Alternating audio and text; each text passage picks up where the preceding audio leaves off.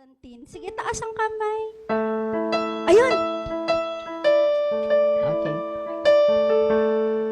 Okay, welcome and good morning to everyone. Especially those sa mga kapatid natin na nasa kanilang mga tahanan who can't be here.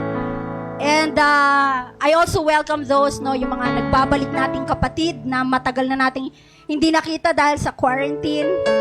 And I believe it is God's purpose for each and every one of us to be here this morning. Walang aksidente sa kaharian ng Panginoon. Amen. Everything has a purpose. And so I pray that you will really grab that the heart of the Lord this morning, kung ano man ang kanyang inilaan para sa inyo. Amen. So I'm here for the announcements. And later on, ihanda na po natin ang ating mga envelopes for the offering, tithes and offering, dahil itutuloy-tuloy na ho natin. So nagsimula na po ang buwan ng February. Last week ba yung first Sunday? O ngayon? Okay, so this is the first Sunday. And so we're going to greet yung ating mga birthday celebrants for the month of February. Kung kakilala nyo sila, just drop a line sa Facebook Messenger. Rosemary Napa na nasa Italia. Hi, Rosemary. Ang aking supplier ng kape na masarap. And si Nanay Selly, kaka-birthday lang yan, no? 79? 79 years old. Nanay, palakas po kayo. And miss na po namin kayo. Si Ate Lerma Evangelista, si Ate Cathy Sandoval na nasa malayong lugar din, si Ate Ina, okay, birthday niya daw, sa araw ng mga puso. Si Ivy Kalasikas, Ivy. Si Ate Eva, ang dami mo birthday ng February, no? Wilma Prudencio, dito ba sila? Wala, okay. Si Ma'am Zoila, you're here, happy birthday. And syempre ang ating worship leader na walang kakupas-kupas, si Ate Care. Woo! Na mas mataas pang energy sa akin. 1 month celebration na. Marcos Pasasadaba. Andito ba si Marcos? Hoy, asan ka? Nagtatago, hindi ko makakita. So happy birthday po sa mga taong yan at talagang pagpalain po kayo ng Panginoon. Please extend to them prayers and of course yung mga greetings natin para maramdaman naman nila na tayo miss na natin sila at mahal na mahal natin sila. Amen. And binago ng ating hindi kasi yung title LSS, parang di ba last song syndrome yon. Live Sunday Service. So naiba. Live Sunday Service kasi ito pong live natin na ginagawa is being recorded. So, starting at 8:30 a.m. And then, right afterwards, ito po ay ina-upload ng ating butihing Nathan Sandoval. Aspiras pala. Sorry. Sunday online service. Okay, so right after the live recording, doon po nakakapanood ang ating mga kapatid na nasa kanilang mga tahanan. Okay. And of course, ang ating kids church, mamayang hapon, 4:30. Huwag ninyong i-miss yun, mga nanay, mga tatay, please encourage your children not only to join, but to also invite others. And our online prayer meeting is on Fridays at 5:30 p.m. Muli, we invite you. Nagpapatuloy pa rin ang endurance series ni Pastor. Last na daw. Building a habit of endurance. Okay, so please come and attend. That's online through Google Meet. And of course, may I remind everyone, yung ating pong alabaster box or bamboo. Meron pong mga nakadisplay sa labas na alabaster. Can you just kindly pick one later? Pag wala pa ho kayo, hindi pa kayo kumuha, just get one. This is for our Latin building project. So I highly encourage everyone to join this fundraising project. And of course, ang ating pong pledge cards na patuloy pa rin ho natin in-encourage ang bawat isa to be involved dahil po sa ating vision to really obtain this property at tayo po ay magpatuloy na maipatayo natin ang ating Jesus Flock academy para sa ating future generation of children. Amen. Okay, so get your pledge cards later.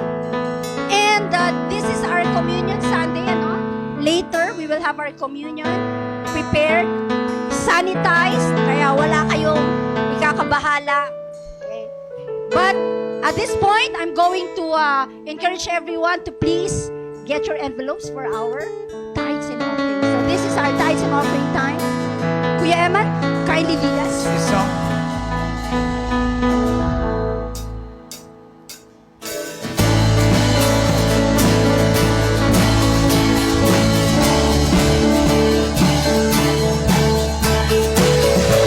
The grace and power.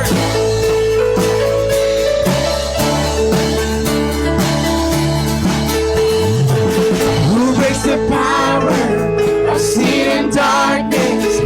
His love is mighty and so much stronger. The King of glory, the King above all kings. Who shakes the whole earth with only thunder and makes us breathless in awe and wonder. The King of glory, the King above all kings. This is amazing grace. This is unfailing love, that you would take my place, that you would bear my cross. You laid down your life, that I would be set free. Oh, Jesus, I sing all that you've done for me.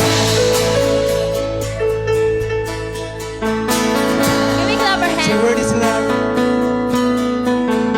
Worthy is the Lamb who was slain. Worthy is the King who conquered the grave. Worthy is the Lamb who was slain. Worthy is the King who conquered the grave. Worthy is the Lamb who was slain. Worthy is the King who conquered the grave. Worthy is the Lamb who was slain.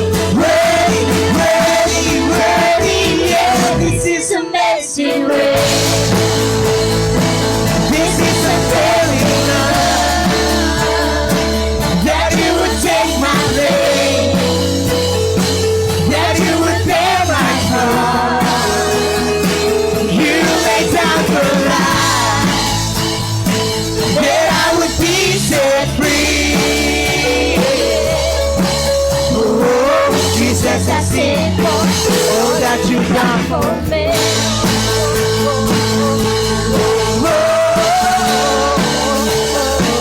All that you've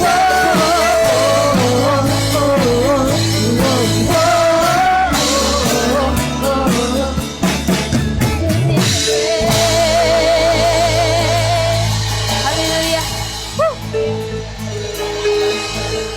Okay, maraming salamat kay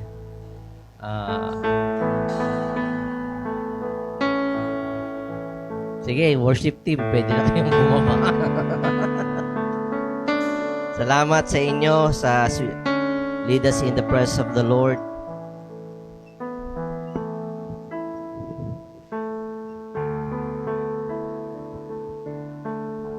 Yan. Mga naksimangot ba kayo after ng offering? Sana hindi naman, ano? Okay. Ito yung pagkakataon na we expect from the Lord as we sow in His kingdom. Sa ating pong pagtatanim sa Kanyang kaharian ay naniniwala po tayo na meron po tayong aanihin. Amen ba? Okay. So sa bawat hulog ninyo ng sobre ninyo ay umasa po kayo sa mga darating na pagkakataon God's going to bless you. Okay, at ngayon naman ay handaan natin ang ating mga puso as we hear the word of the Lord for us this very morning. Ang titulo po ng aking isi-share ay very relevant po sa ating kinapapaloobang sitwasyon. Okay, yung root cause po. Okay. Ano ba sa Tagalog ang root cause? Sanhi? Ugat. Cause. Root, ugat, cause. Ugat ng sanhi. Sanhi ng ugat. Tama ba, sir? Anyway. Okay. Tayong lahat tumayo as we read the word of the Lord in 2 Chronicles 15 verse 3 to 6. Kung wala kayong Biblia, tingin na lang sa ating proyekto. Okay. Basahin ko sa NIV version.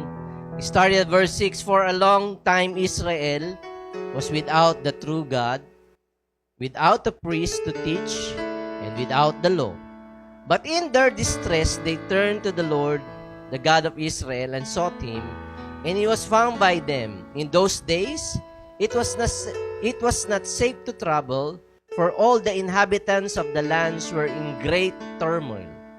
One nation was being crushed by another, and one city by another, because God was troubling them with every kind of distress." Tayo manalangin.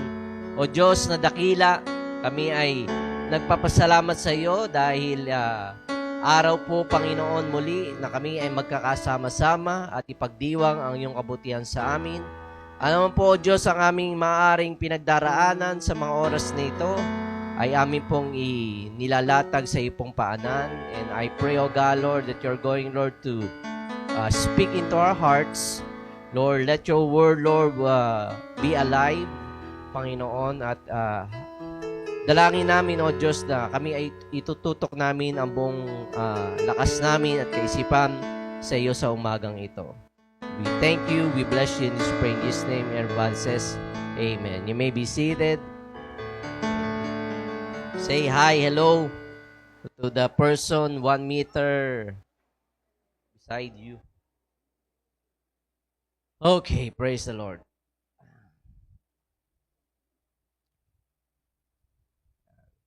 Sa Europa po ay meron pong sanitarium. Maraming taon nang nakalipas at para po nila makita na ang kanilang pasyente o yung tinatawag nilang inmate ay cognitively able to be released in the general population. Ibig sabihin, nasa hustong vision na, no? Kaisipan na, at kaya na niyang makipagmingle sa madlang people, ay meron po silang ginagawang test after treating the patient doon sa kanilang sanitarium. Yung pasyente po ay dadali nila sa room ng janitor, at kung saan ay bubuksan nila yung water sa sink at tapos ay lalagyan ng stopper yung sink at habang ang tubig ay tumutulo at pag napuno na yung sink, ibig sabihin mag-o-overflow na itong tubig na ito at bibigyan po nila ng map yung pasyente. And so, ang instructions ng supervisor doon sa pasyente is for them to map the floor. Okay? And be able to clean up the mess na dulot ng overflow ng tubig dahil meron pong stopper doon sa sink. May tapon doon sa sink. And so the supervisor is going to leave the inmate or the patient for a while, and then siya po ay babalik at titingnan yung progreso ng ginagawa ng pasyente. At sa pagbabalik po ng supervisor, pag nakita niya na yung tubig ay patuloy pa rin tumutulo, at nandun pa rin yung stopper dun sa sink, at yung pasyente ay patuloy pa rin nagmamap ng floor dun sa janitor's room, then definitely, yung pasyente po nila ay hindi pa pwedeng i-release dahil hindi pa niya nade-develop yung cognitive capacity to get to the root of the problem. Okay. And i-share ko po itong istoryang ito para makita po natin na kung minsan sa ating buhay ay we're trying to map some of our problems, pero we're not getting to the root of the problem. Okay. So, map tayo ng map. We are giving so much attention and energy and all our effort in mapping the floor. Kaya lang, anong problema? Once that you finish mapping the floor, tuturo pa rin ang tubig, no? So, no amount of effort that we're going to put in mapping the floor dahil we never get to the root of the problem. Okay, we try to fix things in our life by mapping, and yet, ibig sabihin, we never get into the root of the problem. Ano ba yung pinakasani ng problema? Okay. Lalo-lalo na ng sitwasyon na ating kinakaharap. Ako'y naniniwala, mga kapatid, bilang if you are a member of Jesus Flock Batangas Church, this is the right time. Okay? As I've been praying, as I've been searching and waiting upon the Lord and listening to Him, I believe this is the right time as a church. No? And even as an individual, to drop the map and join with me in getting rid, in the stopper of the sink. Okay? Para we would not be able to spend a huge amount of time and effort in mapping. Kaya, dito po sa ating pinagdaanan, we've been into a multiple of pandemics. Teka, pastor, isa lang naman pandemic, COVID-19 lang. Kaya lang, nag-create ito ng ripple effect. Okay, kaya, multiple of pandemics. Tama po, nagsimula sa COVID-19, and then, because of that, ay nagkaroon po ng economic crunch o economic problems ang hindi lang ating nasyon pero ang buong daigdigan that lead into medical issues, health crisis, and that health crisis leads into our own pandemics. May kanya-kanya tayong mga struggles sa ating buhay. Kaya nag-stack up itong mga pandemics na ito. Okay? Kaya ko tinawag na stack up pandemics. Okay. Yung ating Micah, next slide. Hindi nakikinig. Verse 3. Okay. Sabi doon sa ating binasang text, for a long time Israel was without the true God, without a priest to teach, and without the law. In those days, it was not safe to travel about. Same thing with us, no? Hindi pa safe. For all the inhabitants of the lands were in great turmoil or chaos.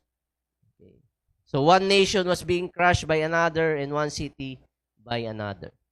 So ang dinidescribe lang nung panahon ito, during the Old Testament times, ay walang kapayapaan. Dahil merong conflict. Okay? People were living in conflict, hindi lamang sa urban conflict, city against city, pero even international conflict, nation against nation. Okay? So in all directions ay merong chaos at instability. Maraming kaguluhan. Okay? And we're living in a very crazy world right now. Okay? Kaya kung ating pong bibigyan pansin, may chaos ka na personally, may kaguluhan ka na, gulo ng isip mo, in a personal level, tapos,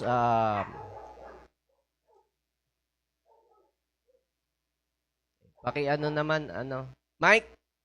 Sabi si Michael. Baka makakagat eh. Ba't kasi nagpunta dun? Sorry. Na-distract lang ako. So there were chaos in a personal level, may chaos din into family, kaguluhan sa pamilya. Ramdam niyo ba 'yon? Ramdam ko dahil may pamilya ako. Okay? At mag-isa kultura, no? Merong kaguluhan. And we can easily point our fingers to the devil. Kasi ang turo ni pastor Satan came to steal, kill, and destroy. That's true, no? Okay? Pero in the last portion of verse 6, nakaka-intrigue. Okay?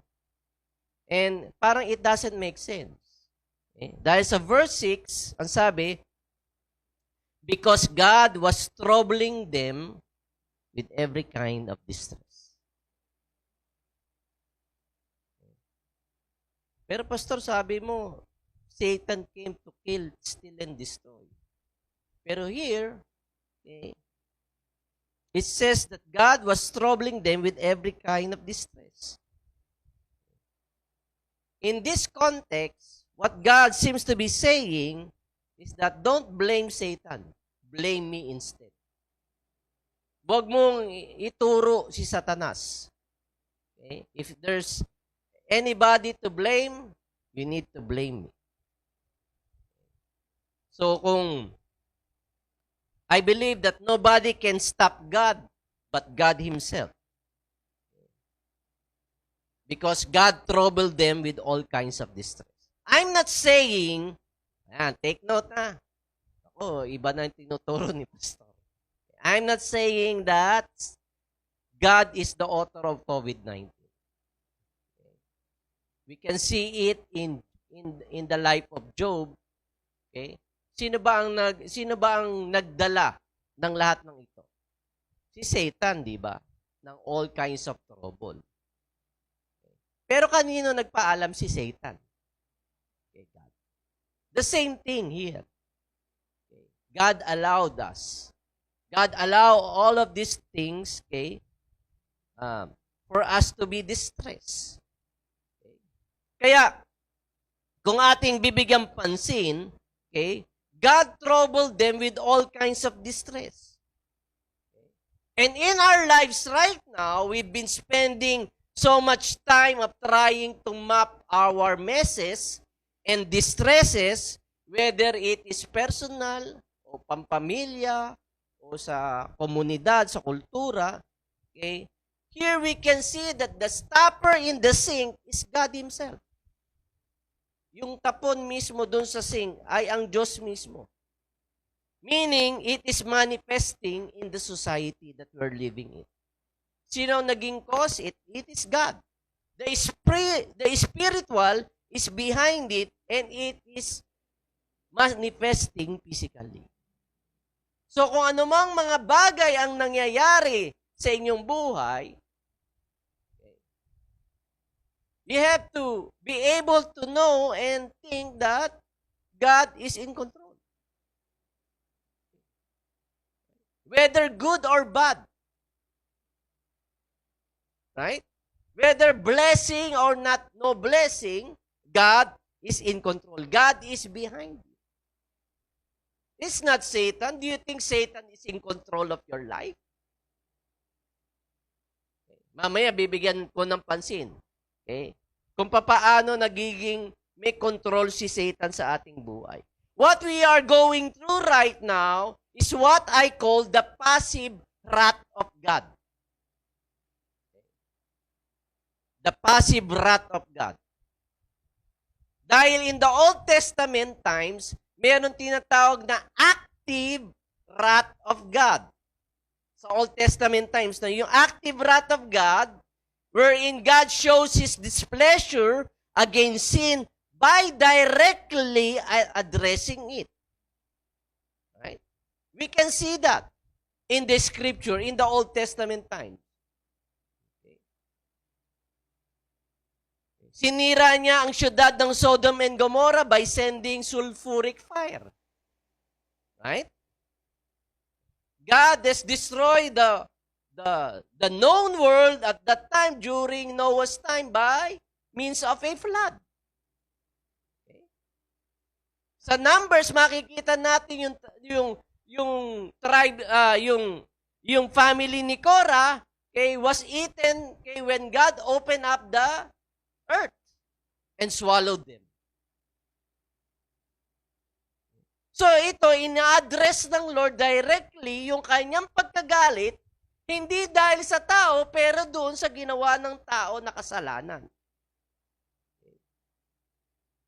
Ina-express niya, He comes down with His anger against sin.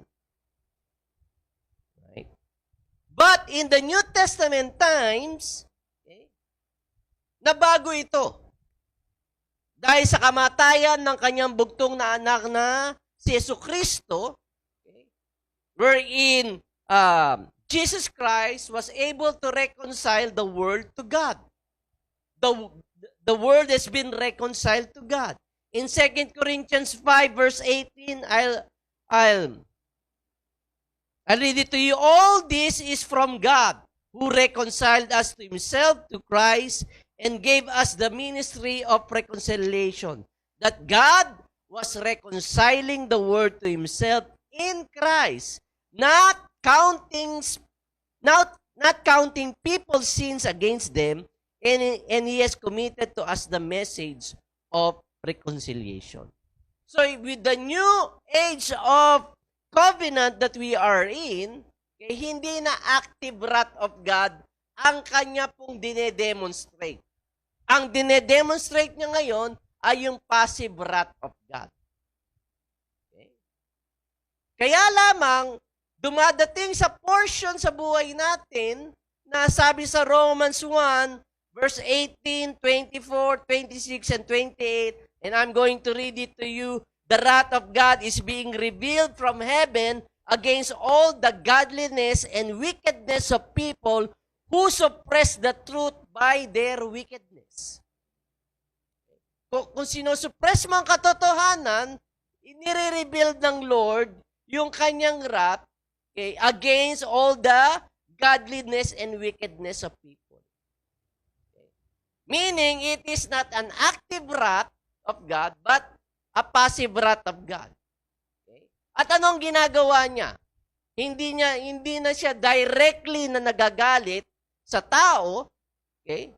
At sa kasalanan, galit pa rin siya sa kasalanan, pero hindi na niya actively dinedemonstrate yung kanyang anger.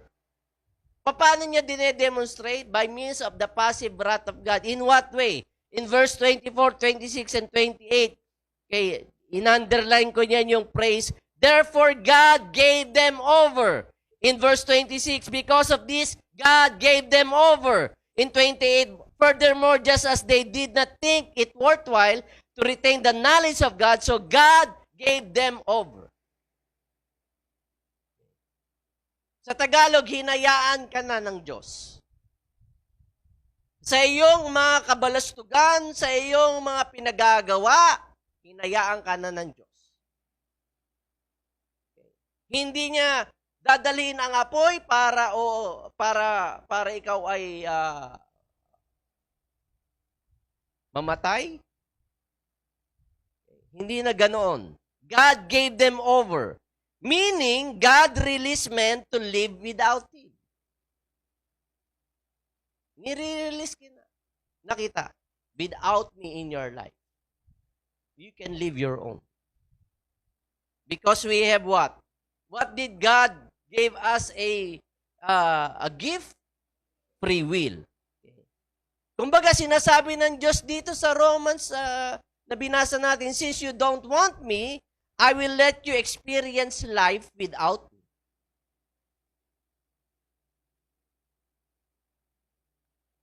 So meaning, okay, it becomes a natural repercussion of the dismissal of God from a life and home and culture. Ayaw mo ako sa buhay mo. Sige, you can still live your life on your own. Pero I will not be in your life. I will not be in your home. I will not be in your community. Yun na ang repercussion ng pagtanggi mo sa akin. Meaning, there's an absence of God's manifested presence sa surroundings mo, sa buhay mo at kung saan ka man naroon.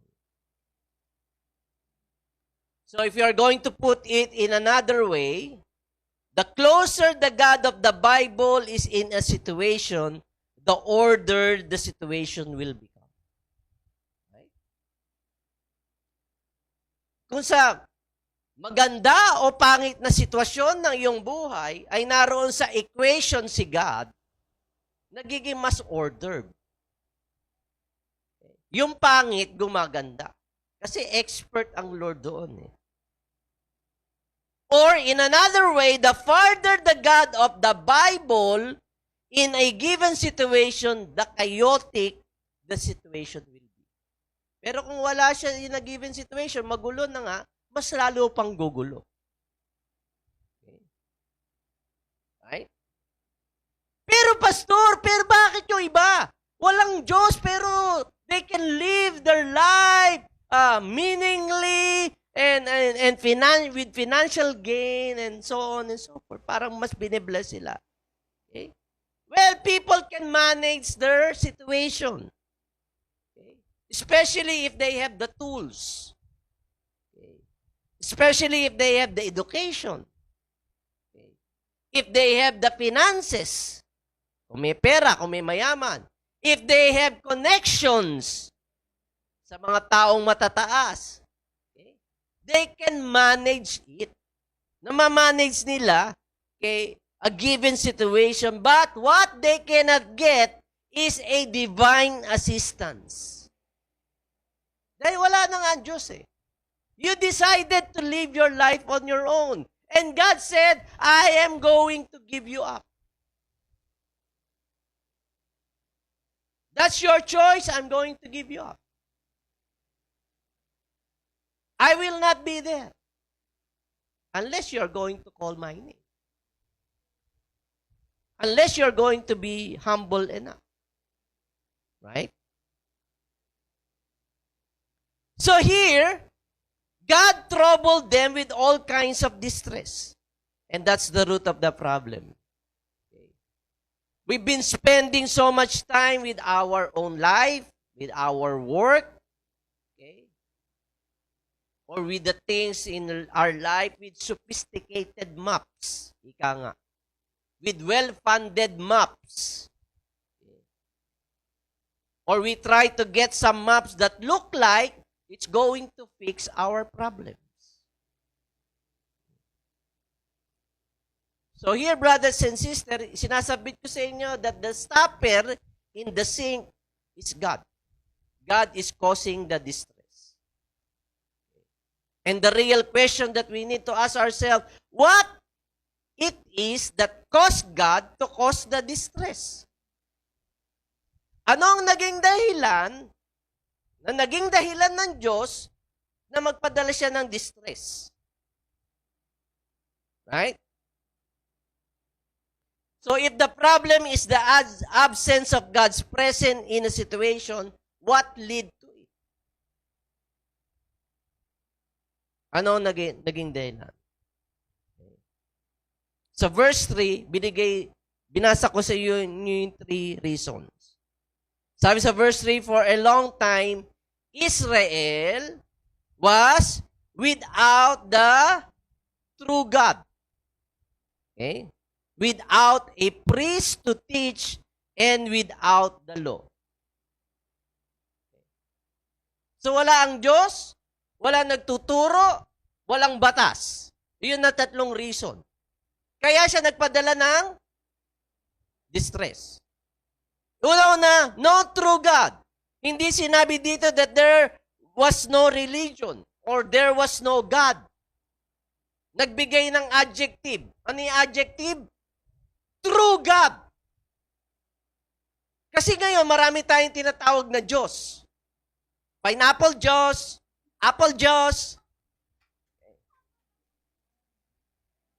Lord of the Rings, Drug Lords.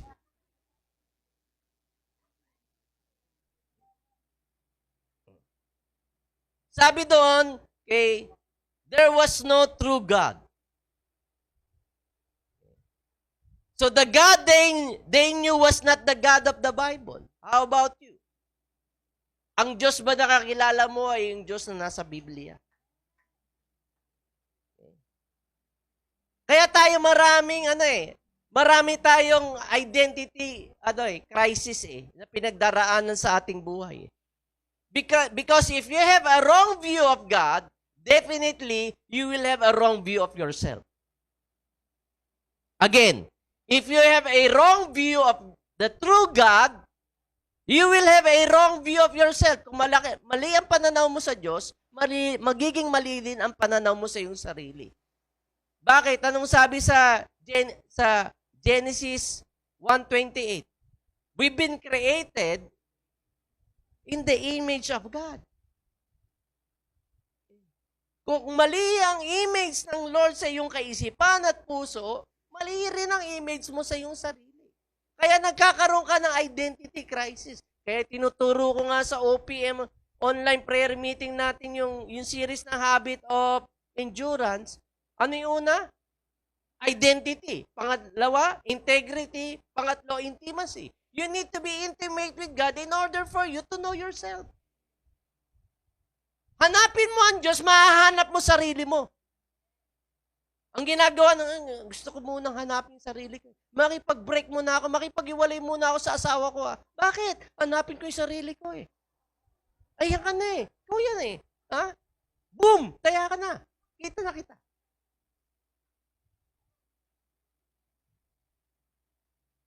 People have been following false God and false religion during that time. Okay? Because they are operating in a wrong view of God. Okay? It doesn't matter how often you use His name. Di ba?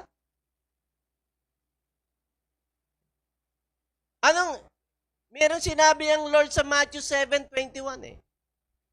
Okay? Na sinasabi, Lord, we've been praying for you. We've been doing this for you. We've been casting out demons for you in your name. Pero ang sabi ng Lord sa kanila, I never knew you. Sino yung Diyos na tinatawag ninyo? Dahil ang demonyo, pwede din niyang i-cast out yung sarili niya. The demons have the power to cast his own. May hierarchy yan eh. Diba? Bakit yung mga albularyo diba? Natutuwa tayo na, ang galing. Naalala ko nung bata ako, no? Yung nanay ko napakahilig sa ganun. Nanonood siya, pero nais ko nang sabihin. Kasi lagi niya ako kasama. Sama mo naman ako kay Mang Kepweng. May kung sino-sino pinapuntahan namin. Kahit na madaling araw, parang naialibadbaran siya sa kanyang sarili. Tapos tuwa siya doon sa albularyo na pupuntahan namin. May lalagay lang na palito ng posporo doon sa kanyang hilalaki sa paa. Manginginig siya. Pakakatakot siya minsan. Tapos may tawas-tawas, may itutulong kandila, may nakikita ako. Isa magandang babae. Siguro itong chicks ng tatay mo, kinukulam ka. Naalibadbaran siya kasi chick boy tatay ko. Nadidepress siya, kaya kung ano-ano na. Alam naman nila yon.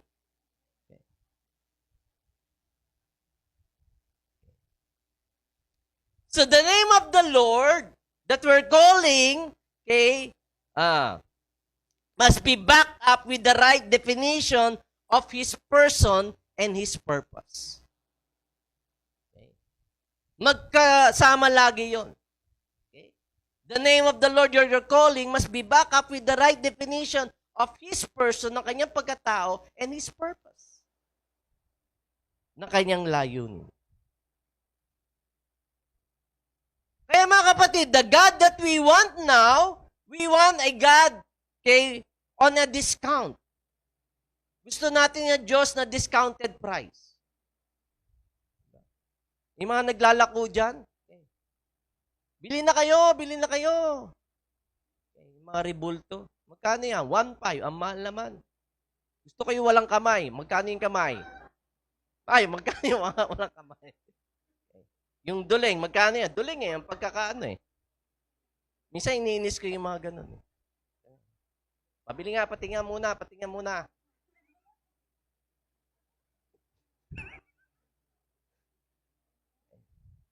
Lalakad ba yung Diyos mo? Bakit mo akay-akay?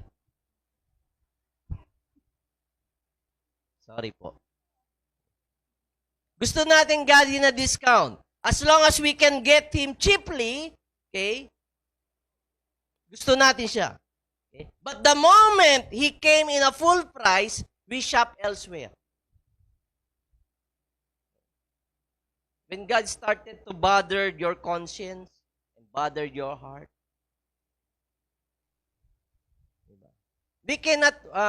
hindi natin pwede i-downgrade ang Diyos na ating sinasamba.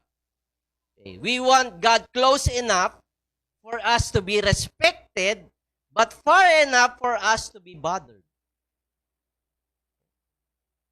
Ibig sabihin, gusto natin identify tayo na malapit tayo sa Diyos para tayo respetuhin ng tao. Maka-Diyos yan. Okay. Pero when God started nga to speak into your heart, speak into your conscience, speak into your mind, the things that you need to renounce, the things that you need to give up, Lord, ibang usapan na yan. Okay. Diyan ka muna. Okay. Be my God on Sundays from 8 to 10 o'clock. Okay. I can worship you with 2 hours. Pero from Sunday afternoon until Saturday evening, I can live my life on my own.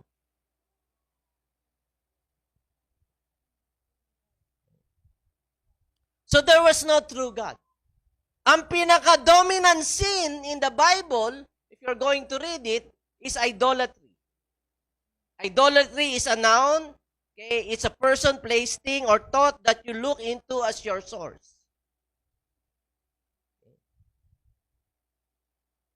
Things that existed that you look into to do something for you. Ina-idol mo siya dahil nagiging source na siya. Maari ng kaligayahan mo, ng kasiyahan mo, o ng mga bagay na tinatangkilik mo na nagbibigay ng kontento sa iyong buhay. So the reason that there was no true God, it is because that they were worshiping a false God. Ito mga false God na to, we allow it to use God's name, but ibig sabihin, we put our trust on them as our source. Pinagkakatiwalaan natin sila dahil sila ang magbibigay ng kontento sa ating buhay. So an idol always interferes with a true God. Sa ating third nation, yun nga, yung mga rebulto na sinasabi ko, yun ang parang akala natin idol eh. Pero napakalawak nga ng meaning ng idol. It is a noun. Okay? A person, a place, or thing, or thought that you look into as your source. So ano mga bagay na inuuna mo sa iyong buhay? Yun ang idol mo. Okay? Things that you always prioritize in your life. It may be your job that God has given you. Diba? Maaaring nawalan ka ng trabaho ngayong pandemic, pero nagkaroon ka na ng trabaho. Pero yun ang inuuna mo. Hindi ko sinasabing huwag kayong magpakasipag sa iyong trabaho. Magpakasipag po kayo. Pero huwag niyo i-prioritize yun. You need to know your priority. Because what gets your attention is what gets you. Okay. Kung ano nakakapukaw ng iyong atensyon, yun ang pumupukaw ng iyong damdamin at puso at kaisipan. Right? So there's no true God because they were worshiping an idol at the time. Pangalawang dinescribe doon why God sent distress is that there's no priest to teach. Walang paring nagtuturo. Hindi po sinabing walang pari, maraming pari. Kaya lang hindi sila nagtuturo. Hindi sila nagtuturo ng katotohanan. They are not communicating divine truth. The Word of God was not their standard.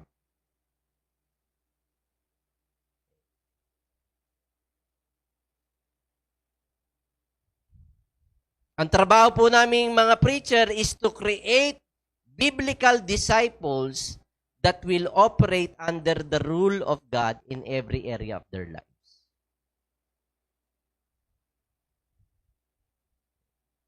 You will become a disciple of Christ. Pag sinabing disipulo ng Diyos, followers of Christ. You're living under the rule of God. You're living under the values of the things of God. Okay?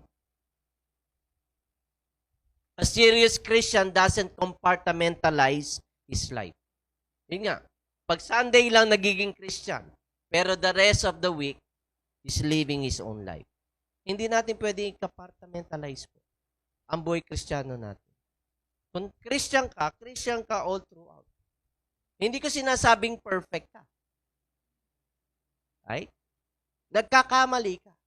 At sa iyong pagkakamali, you take responsibility of your mistake. As I've said last Friday, if you take responsibility of your mistake, people would respect you more. Kesa mag-excuse ka or try to blame it in a given situation or kasi mahirap kami. Kasi tatay ko ganito, kasi nanay ko ganyan. You take responsibility of your mistake. So, walang sacred at secular sa isang tunay na Kristiyano. All are sacred to Him. Because all things belongs to the Lord. Yun ang kanyang mindset. Lahat ng bagay ay nagmula sa Panginoon.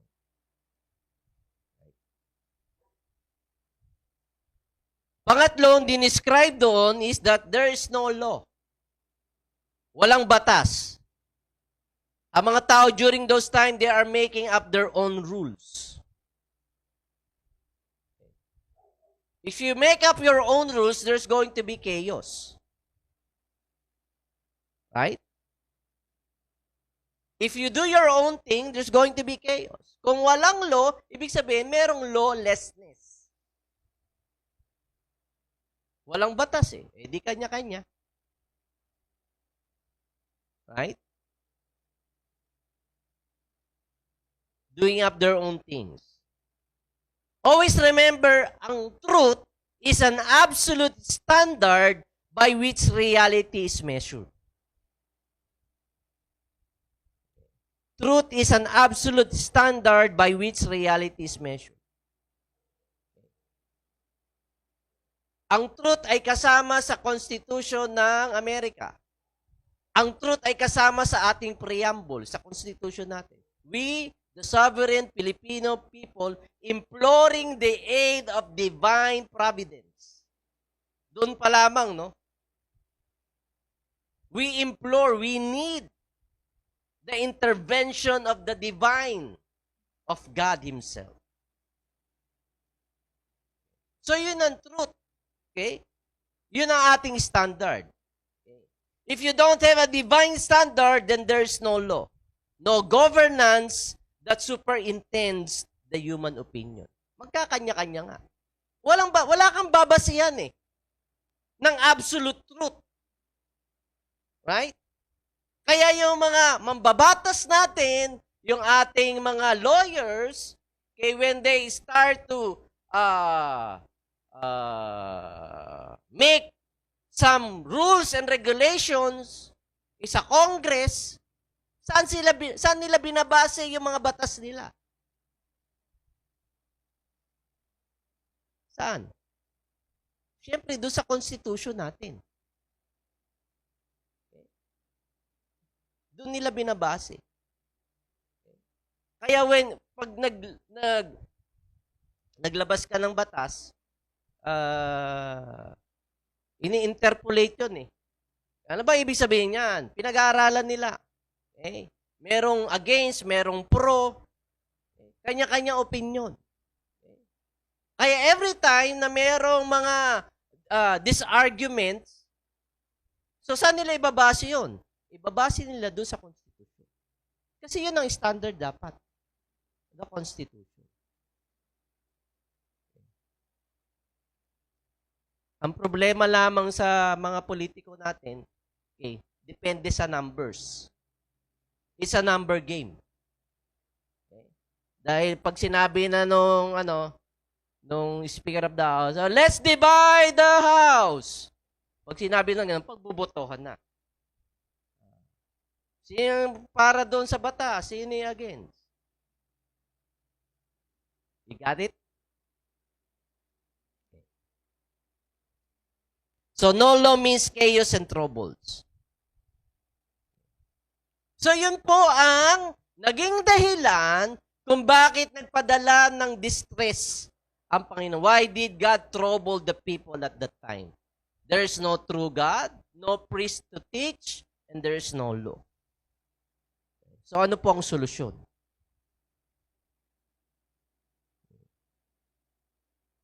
Kung ating pong bibigyan pansin, throughout the scripture, sa pagbabasa natin ng salita ng Panginoon, every time God wants to reorient, listen here, every time God wants to reorient, reorganize, or reset things, is going to disrupt it first. Guguluhin muna ng Diyos ang mga bagay-bagay. Listen here. Either we are in the verge of the Christ's second coming, okay, due to the all-out nature of pandemics going on, kasi may vaccine eh. Okay. Pero right now, ang palabas ng iba, may vaccine na nga, okay, pero hindi epektibo dun sa new variant. I don't know if that's true or not. Kaya kahit na na-vaccinated ka, social distancing pa rin. Okay. We are in a new normal. Okay. And we still don't know kung kakaroon pa ng mutation itong mga viruses na ito. Hindi ko kayo tinatakot, pero tinatakot ko kayo na magbalik. Okay. We're living in a crazy world. Okay? Baka inakala nyo, babalik na tayo sa dati. Hindi na ho tayo babalik sa dati. God is resetting things. Kung hindi nga niya nire-reset, itong disruption na nangyayari ngayon, okay, we might be in the verge of Christ's second coming. Wala akong masasabi doon sa Christ's second coming dahil kamay na ng Diyos yun. But if God is going in a reset, okay, then the answer is given in verse 4. Doon sa ating binasa. Ano sabi sa verse 4? But in their distress, they turned to the Lord, the God of Israel, and sought Him, and He was found by them. Kanino daw sila nanumbalik? Okay? Not just to the God, okay, but to the God of Israel, to the true God. You need to have a definite view of who God is in your life. They returned to the true God, the God of Israel. And why did they return? Bakit sila nanumbalik? Why? Because things got too bad enough and long enough.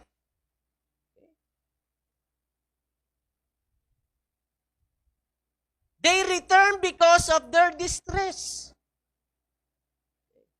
And who caused the distress? God caused the distress.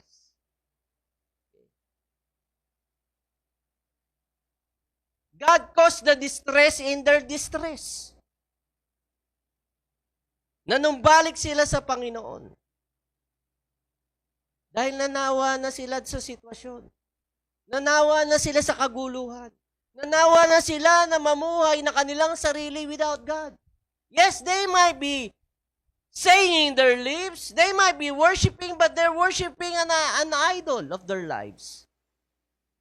They're not worshiping the true God of Israel. So they sought Him. Hinanap nila ang Panginoon.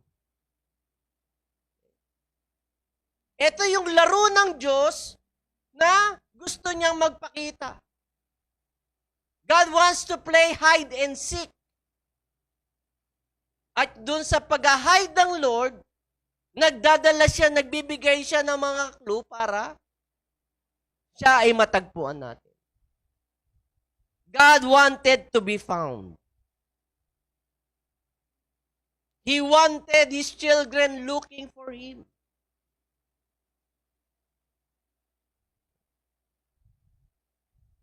And so my challenge to you, brothers and sisters, are you looking for God? Are you in your distress moment? Hindi na ba tayo nanawa sa sitwasyong ito?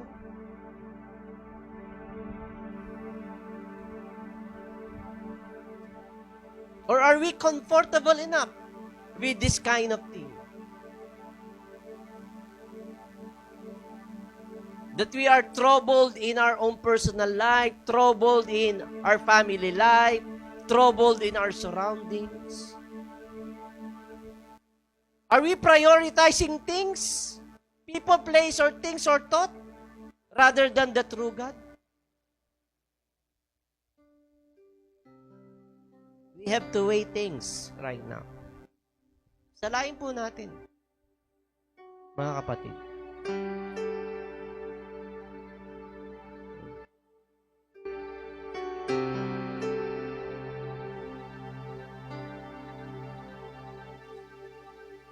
This is the time to stop using our maps, our sophisticated maps. This is the time for us to be awakened. Be able to wake up. Okay. Kung ito ay signs na muling pagbabalik ng Panginoon, then so be it. Pero kung ito ay time na nire-reset ng Panginoon yung ating kaisipan, na magkaroon na tayo ng tunay na pagbabago. Na magkaroon na tayo ng tunay na pagkagising sa katotohanan. Kumbaga, ipinadama na ng Diyos sa iyo, okay, you can live your life without me, then so be it. And many people in this world are living their lives without God. Diba? Pasama na ng pasama ang ating lipunan. Hindi niyo ba papansin yun?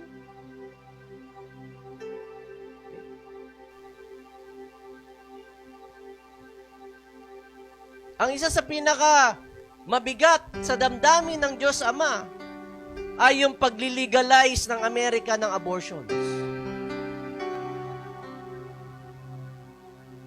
Wala namang kalaban-laban yung bata sa sinapupunan ng ina. May laban ba? At pag nagpiket ka pa sa abortion clinic, ikaw ang dadamputin ng mga pulis.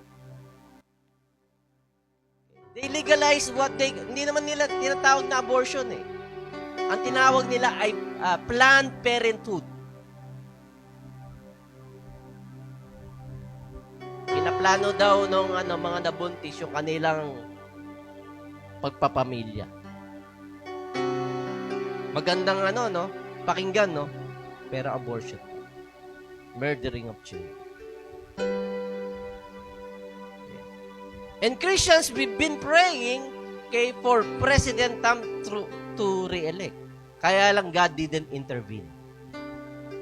Always remember, whatever happens to America, it affects the whole world. And I think it is a passive wrath of God for Him not to intervene. Because the prayers of America is for their convenience. Yun pa rin ang iniyak nila, yung convenience nila eh. Hindi nila iniyak yung kasalanan nila. They never sought Him.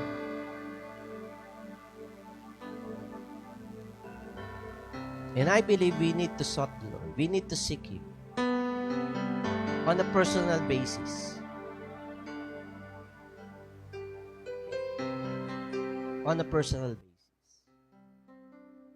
Kaya sa umaga pong ito, mga kapatid, hahamunin ko po kayo.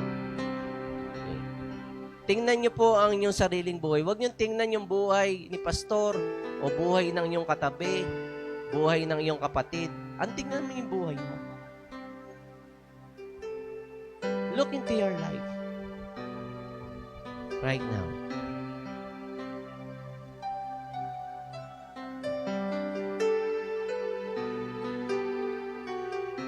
Magkakaroon po tayo ng communion time. Okay. Ang communion po ay para do sa mga bago, no? Okay. O para do sa mga hindi nakakaunawa pa. Ito po ay sinasabi ng Panginoon na do this in remembrance of me. Ibig po sabihin, inaalala natin ang ginawang kaligtasan ng Panginoon Diyos bago siya mapako sa krus, ay nagkaroon sila ng Last Supper with His disciples. No? At doon po sa huling apunan ng kanyang mga disipulo, bago nagkaroon ng apunan, ay nandun din mo yung paghuhugas mismo ng ating Panginoong Kristo sa kanilang mga paa. Meaning, He came not to be served, but to serve. Napunta siya dito hindi para pagsilbihan, pero magsilbi.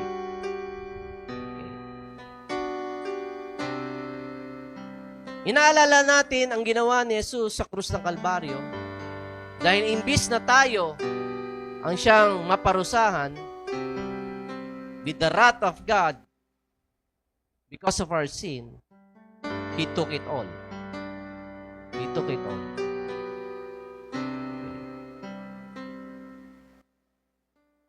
And we are commemorating the Lord for what He has done. Kaya sa umaga pong ito, mga kapatid, okay, I want you to look upon the cross. God is not judging you. God is not putting any condemnation in your heart. Dahil hindi galing sa Lord yun. Okay. God is inviting you. Seek me, and you are going to find me. You're going to find me.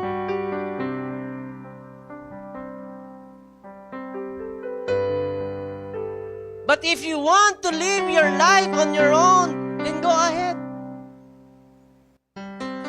Hindi ko pwedeng talian ng iyong mga kamay. Because I've given you the gift of free choice. But this time, I want you to seek your heart.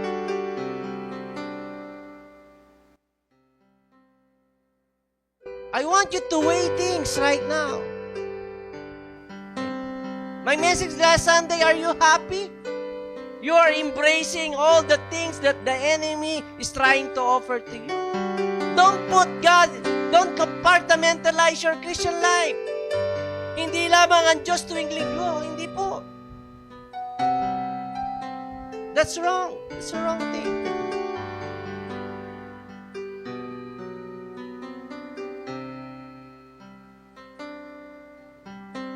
If you're going to seek the Lord, you're going to find Him. Our prayers ni Ma'am Eunice right now, even the leaders, is for us to have a personal encounter with God. Personal. It's a personal thing. It's an intentional thing right now. Okay? It's an intentional thing. Kaya sa umaga pong ito, we're going to commemorate what the Lord has done on the cross of Calvary. We're going to look, okay, that it is Christ Himself who died for our sins. Kaya we will, ganito ating gagawin, no? Okay, yung mga people in charge of the community, can you come forward pa po? Come forward. Dito po. Okay. Yan. Para we'll have some space. Okay. So what we're going to do, okay, sanitize po itong ating gagawin. We're going to make it in an orderly way. Okay, we'll ask first these people. Okay, isa-isa po pupunta, no? Okay, if you can get, wala na tayong bread, ostya nang gagamitin natin. Sige po, tayo po tayo. Just try to get, ito pong row, this row. Okay, we'll put it in order. Okay. kapatid, ito munang Roy, ito muna. Ito, this one. Go ahead. Tapos ito, sa bandang ito muna. Sige, hintayin namin kayo makakuha. Okay. If God is urging you to get, then get one. Kung hindi naman, you can stay at your seat.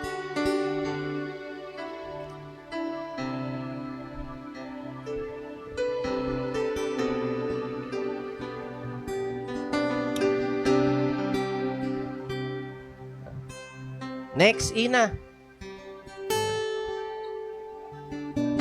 Meron na?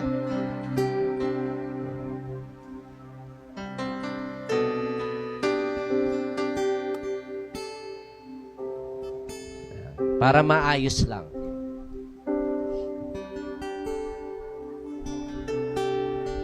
Kuya, Daddy Ted, kayo na po.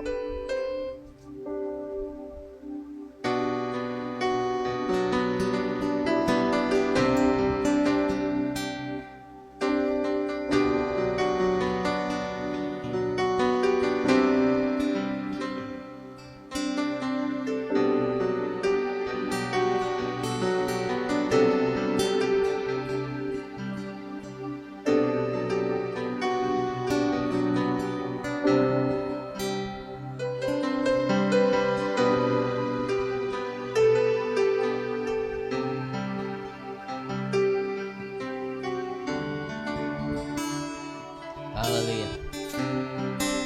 Thank you, Lord. Thank you, Jesus. Sa lahat po ay meron na. Meron naman.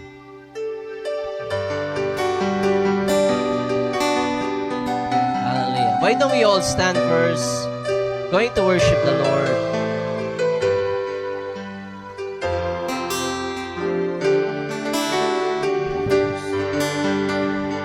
We're going to make a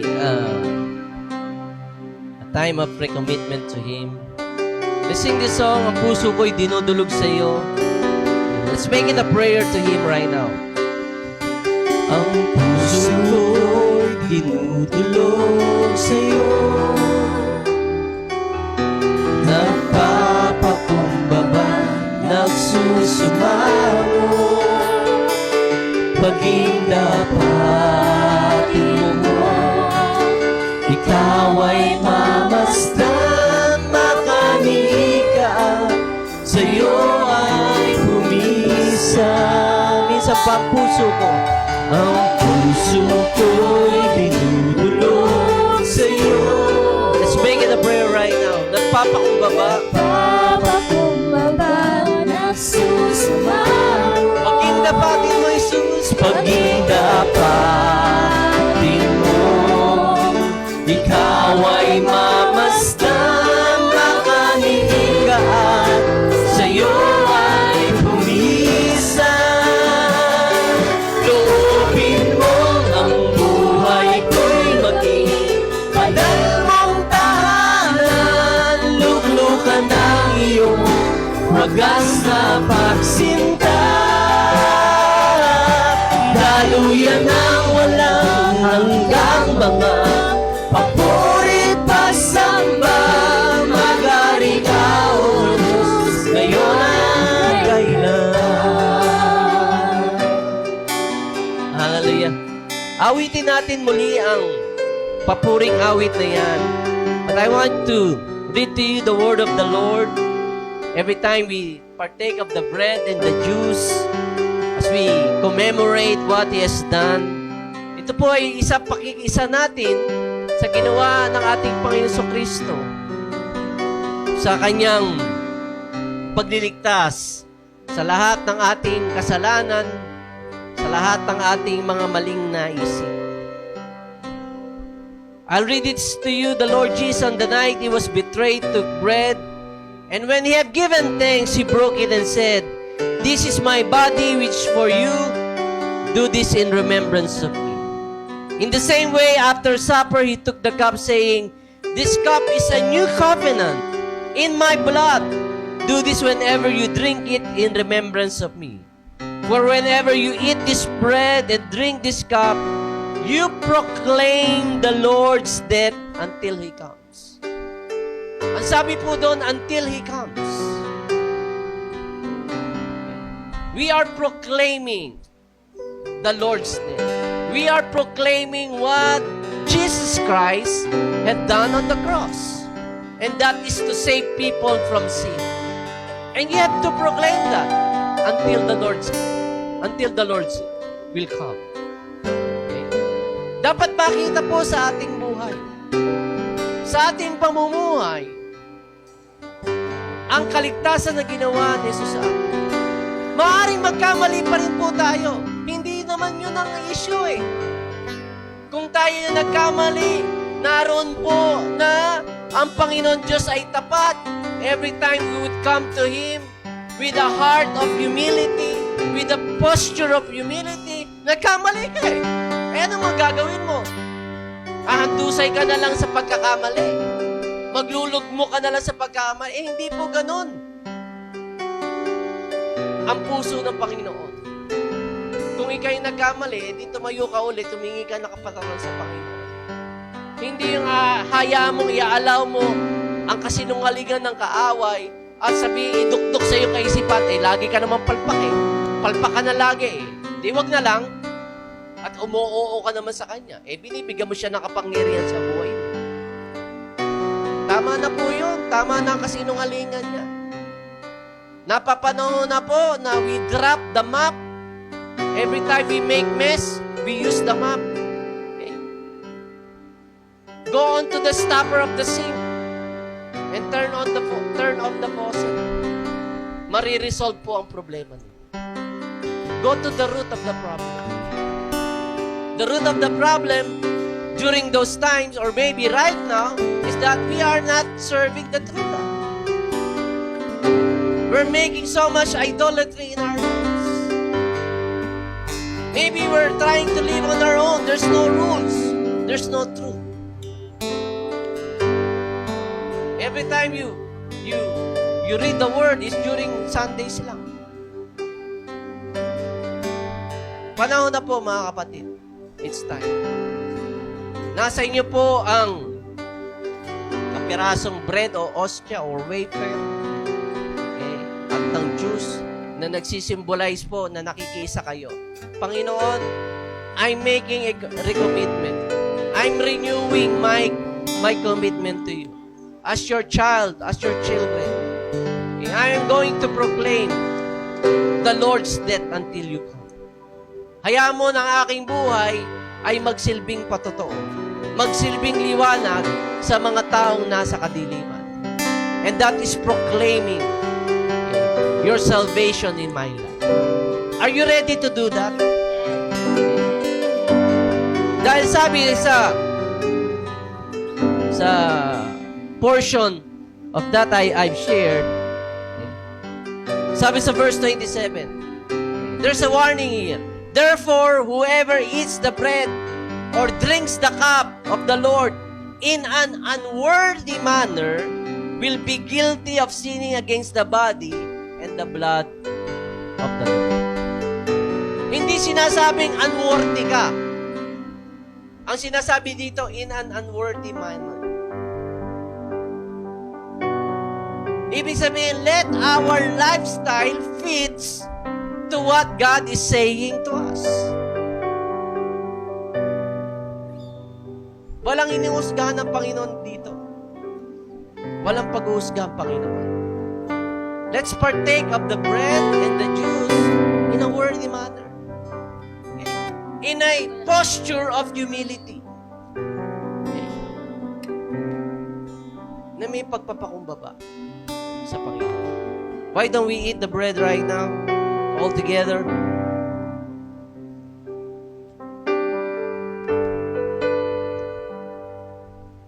Hindi po kasama yung plastic, ano? And drink the juice.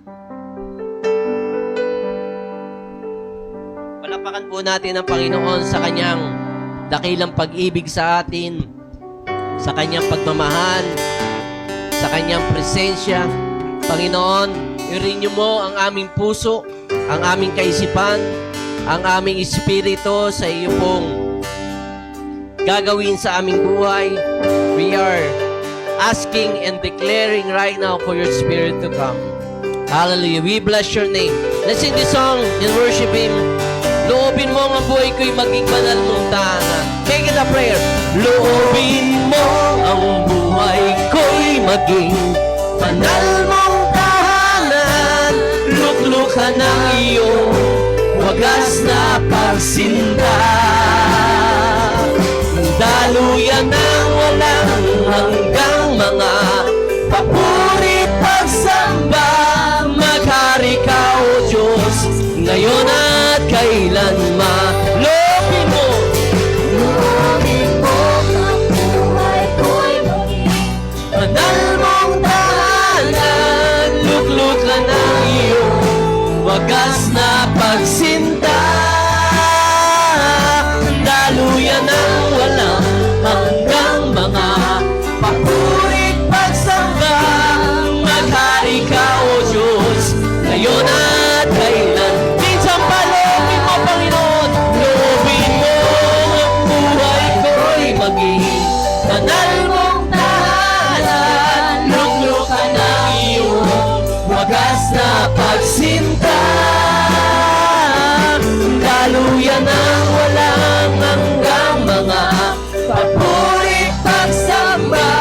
Maghari ka, O Diyos, ngayon at kailan. Maghari ka, O Diyos, ngayon at kailan. Maghari ka, O Diyos, ngayon at kailanman. Oh, we worship you, O God, Lord.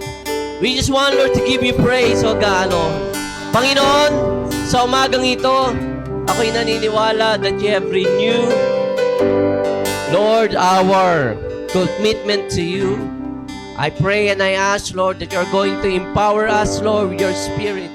I know life is very tough here on earth, pero Panginoon, walang imposible sa iyo pag ikaw ay kasama namin. Alam ko, Panginoon, na ang life ay tila unfair. Maraming mga bagay-bagay tila, Lord, ang patuloy na umuusig, patuloy na nagpapahirap sa amin. Pero we know, God, Lord, if we are going to draw near to you, nearer and more nearer to you, O God, Lord, alam namin, Panginoon, na walang imposible, O God, Lord, sa iyo, Panginoon. And so, Lord, we are going out of this place with a heart of surrender.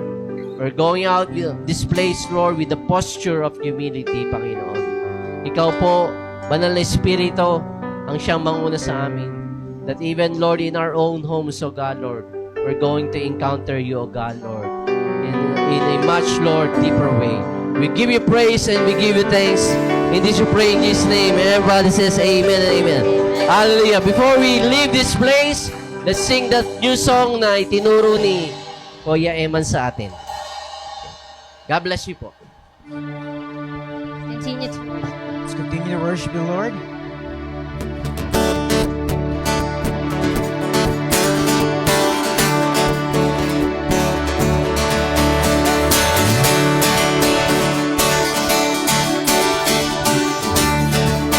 Spirit, I was buried beneath my shame. Who could carry that kind of weight? It was my turn when I was breathing that night alive. And all my failures I tried to hide. It was my turn till I met you. You called my name and I ran out the grave.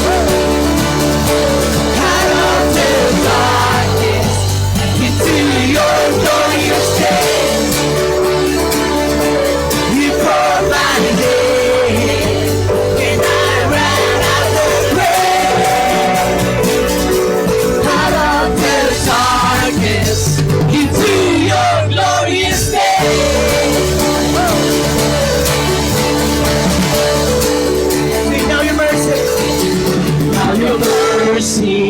save my soul. Yes, Lord. Thank you. Your freedom, now your freedom is all that I know. The only you, Jesus, Jesus, when I met you, you called my name, and I ran out of the grave, out of the darkness, into your glorious grace. You called my name, and I ran out of the grave, out of the darkness, into your glorious day.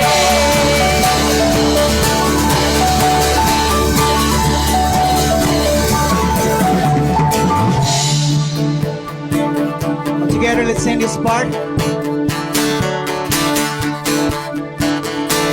I needed a rescue, my sin was heavy, my chains break as the weight of your glory. I needed shelter, I was an orphan, now you called me a citizen of heaven.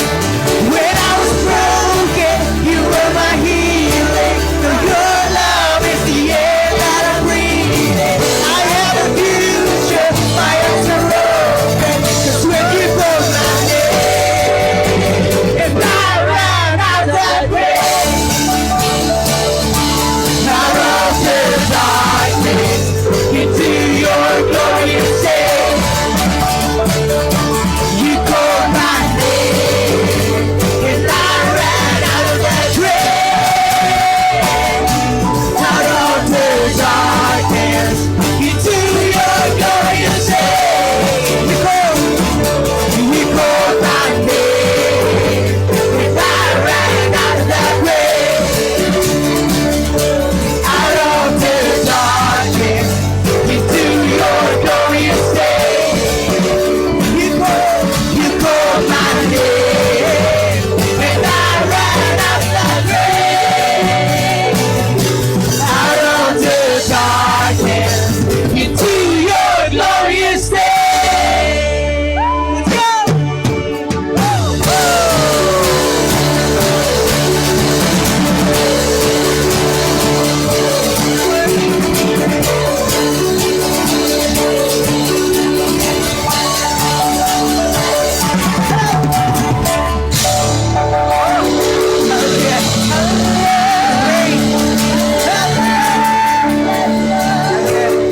Happy manalangin, Panginoon. Maraming salamat, O Diyos muli, Lord God. Dahil patuloy ka, O Diyos, na nagiging mabuti, Panginoon, sa iyong mga anak. Lord God, thank you sa bawat araw na sinasamahan mo kami, O Diyos. O God, maraming salamat for providing our needs. Sa mga nawalan ng trabaho, Lord God, binuksan mo yung mga opportunities, Panginoon, Lord God. Sa mga napapagod, O God, binibigyan mo kami ng patuloy na kalakasan, Lord God. Panginoon, Lord God, maraming salamat, O God, and we are going to face again, Panginoon, this coming week, Panginoon, Lord God, and we just believe you, Panginoon, na hindi mo kami iwan, hindi mo kami pababayaan, Lord God, all throughout the week, Panginoon. Lord God, turuan mo ang bawat puso namin every day, bawat segundo ng buhay namin ay matuto kami magpasalamat, matuto kami, O Diyos, na magpuri, matuto kami, Panginoon, na sumamba sa iyo, O Diyos, sa lahat ng iyong mga ginagawa sa buhay namin, O God. In Jesus' name we pray. Everybody says, Amen. Amen.